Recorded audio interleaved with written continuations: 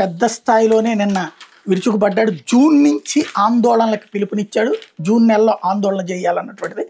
అందులో రాష్ట్రంలో చంద్రబాబు సర్కార్ అన్నింట ఘోరంగా వైఫల్యం చెందిందని, యథేచ్ఛగా రెడ్ బుక్ రాజ్యాంగం అమలవుతోందని, అంతులేని అవినీతి జరుగుతోందని, వీటన్నింటినీ ప్రజల్లోకి బలంగా తీసుకెళ్లాలంటూ జగన్మోహన్ రెడ్డి పిలుపునిచ్చారు. జిల్లాల అధ్యక్షులకి విద్య, వైద్యం, వ్యవసాయం అన్ని రంగాల్లో విధ్వంసం కొనసాగుతోంది. మంగళవారం తాడేపల్లిలోని కార్యాలయంలో మీటింగ్ జరిగినటువంటి సందర్భంగా ఇది చెప్పుకొచ్చారు. చంద్రబాబు ప్రభుత్వం చేస్తున్న విధ్వంసాలను, కష్టాల్లో కూరుకుపోయిన ప్రజలకు అండగా నిలబడాలి. ఆ కార్యక్రమాలు రాష్ట్ర స్థాయి దృష్టిని ఆకర్షిస్తాయి. వాటి ద్వారా మీ పనితీరు కూడా బయటపడుతుంది. ఈ ప్రక్రియలో పార్టీ జిల్లా అధ్యక్షులు చాలా కీలక బాధ్యత. సమాజంలో గొంతు లేని వాళ్ళకి బాసటగా నిలిచేది ఎప్పుడైనా మనమే.